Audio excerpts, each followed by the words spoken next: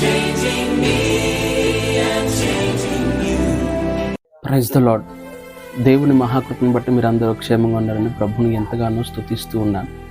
ఈ దినము దేవుని వాక్య ధ్యాన నిమిత్తమై హోషేయ గ్రంథము 14వ అధ్యాయము 5వ వచనాన్ని ధ్యానించుకుందాం. ప్రియులారా, చెట్టునకు మంచు ఉన్నట్టు నేను అతని కుందును, తామర పుష్పము ఎదుగునట్లు అతడు అభివృద్ధి పొందును, లెబానోను పర్వతము మీద వృక్షములు దాని వేళ్ళు తన్నునట్టు వారు తమ వేళ్ళు తన్నుదురు అనే మాటను గమనిస్తూ ఉన్నాం.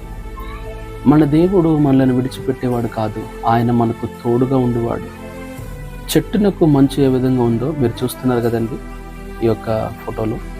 చెట్టునకు మంచు ఎలాగుందో నేను అతనికి ఉందును అనే మాటను మనం గమనిస్తూ ఉన్నాం. మన దేవుడు మనల్ని విడిచిపెట్టాడు. మన దేవుడు మనకు తోడుగా ఉంటే తామర పుష్పము ఎదుగునట్లు అతడు అభివృద్ధి పొందును అని మనందరం కూడా అర్థం చేసుకోవాలి. లెబానోను పర్వతం మీద చెట్లు ఏ విధంగా తమ వేళ్ళు తన్నుతాయో అనే మాటను బైబిల్ గ్రంథంలో మనం చూస్తూ ఉన్నాం. పర్వతముల మీద మొక్కలు ఎదగాలంటే ఆ వేరు ఆ యొక్క రాళ్లలోకి చొచ్చుకుపోవాలి. మట్టిలోకి చొచ్చుకుపోవడం అంటే సులభమే, కానీ రాళ్లలోకి చొచ్చుకుపోవాలంటే ఎంతో కష్టపడాలి ఆ వేరు. వాక్యం ఉంటే నా జీవితంలో అంతటి కష్టమైన క్లిష్ట పరిస్థితుల్లో కూడా దేవుడు మనకు తోడుగా ఉంటే పర్వతం లాంటి సందర్భాలైనా దేవుడు మనలను పైకెత్తుతాడు, అభివృద్ధి అనుగ్రహిస్తాడు అనే విషయాన్ని ఇద్దరు మనందరం కూడా గమనించాలి.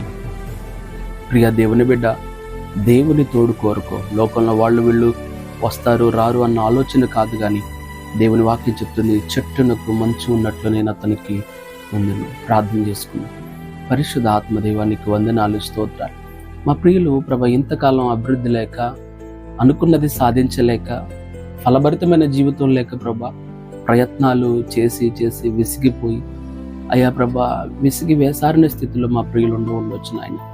ఏదైనా ప్రభ, మీరు ఇచ్చిన వాగ్దానాన్ని బట్టి చెట్టునకు మంచున్నట్లు నేను అతన్ని కుందును అనే లేఖనంలో సెలవిచ్చినట్టుగా ప్రభ, వాక్యం వింటున్న ప్రతి బిడ్డని ప్రభ మీరు అట్టి విధంగా దీవించండి.